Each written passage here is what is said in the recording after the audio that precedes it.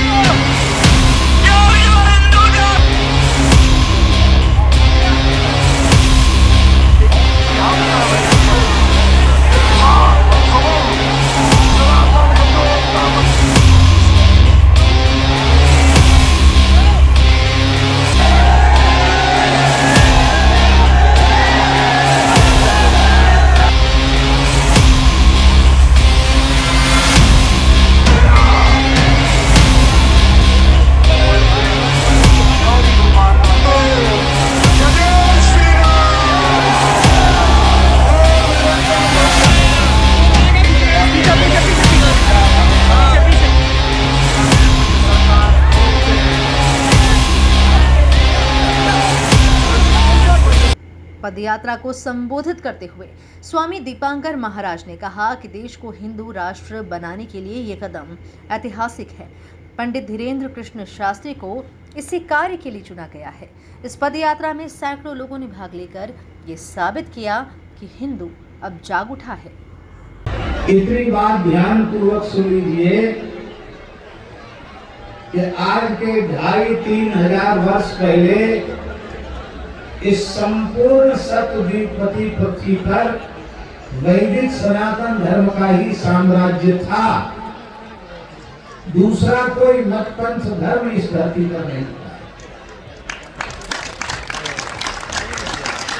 बागेश्वर बालाजी की कृपा से, संतों के सत्संकल्प से अब वह समय शीघ्र आने वाला है जो पूरी धरती पर वैदिक सनातन धर्म ही रह जाएगा। दूसरी कोई संस्कृति नहीं रह जाएगी। ये कैसे होगा, कितने जल्दी होगा, कब होगा, इसको केवल भगवान जानते हैं जो सहज सर्वज्ञ हैं। लेकिन हमारी अंतरात्मा कहती है कि अब ऐसी परिस्थितियां पूरे विश्व में बन रही हैं कि शीघ्र ही संपूर्ण विश्व में वैदिक सनातन धर्म का ध्वज लहराएगा। एक बात हम अपने आप से भी कह रहे हैं। अपने आप का मतलब है पूरे सनातन हिंदू समाज से एक बात हम कह रहे हैं। यह हिंदू समाज अत्यंत सहृदय, अत्यंत दयावान, अत्यंत करुणावान, अत्यंत कृतज्ञता के भावों से भरा, पूरे विश्व को अपना कुटुंब मानने वाला सभी सभ्यताओं का, मान्यताओं का आदर करने वाला ये समाज है। और ऐसे समाज में, ऐसे संस्कारों में हमारा जन्म हुआ है, ये हमारे लिए सौभाग्य की बात है। लेकिन एक बात का विचार प्रत्येक हिंदू को करना चाहिए। वहीं पदयात्रा में शामिल साध्वी प्राची आर्या ने कहा कि जात पात को छोड़कर सभी हिंदुओं को एकजुट रहना चाहिए और राष्ट्र को बचाने के लिए आगे आना चाहिए। भारत पहले भी हिंदू राष्ट्र था और आगे भी रहेगा। कोने से ऊंचे बागेश्वर सरकार के सानिध्य में यात्रा में चल रहे सभी हिंदू शेरों,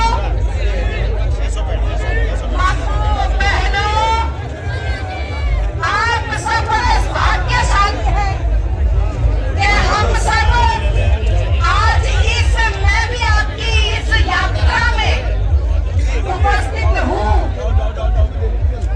मुझे बड़ी खुशी हो रही है जब पुत्र की आवाज हम अलग अलग उठा रहे थे, लेकिन आज मुझे बागेश्वर सरकार के सानिध्य में हम सब एकत्रित होकर के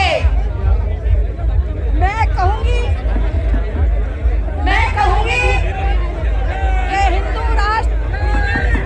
कि हिंदू राष्ट्र आपको बनाते रहेंगे। हिंदू राष्ट्र बनाते रहेंगे। हिंदू राष्ट्र बनाते रहेंगे। हिंदू राष्ट्र बनाते रहेंगे। हिंदू राष्ट्र बनाते रहेंगे। जो नहीं बोलेगा यात्रा में सम्मिलित होकर के पापी बनेगा। ध्यान रखना, हिंदू राष्ट्र बनाते रहेंगे। चारों ओर से आवाज आनी चाहिए, हिंदू राष्ट्र बनाते रहेंगे। हिंदू राष्ट्र बनाते रहेंगे। हिंदू राष्ट्र बनाते रहेंगे। हिंदू राष्ट्र बनाते रहेंगे। हिंदू राष्ट्र बनाते रहेंगे। हिंदू राष्ट्र बनाते रहेंगे। हमें हमारा देश हिंदू राष्ट्र चाहिए। कल एक मौलाना की डिबेट सुन रही थी मैं। पलवल में बागेश्वर महाराज की सनातन हिंदू एकता यात्रा का चौथा दिन ऐतिहासिक रहा। महाराष्ट्र का संदेश साफ है, अब वक्त है जागने का, संगठित होने का और धर्म की रक्षा का। सनातन एकता की ये यात्रा अब वृंदावन की ओर बढ़ रही है, जहां इसका अगला पड़ाव और भी अधिक ऐतिहासिक होने की संभावना है। Bureau report, MP news, Haryana.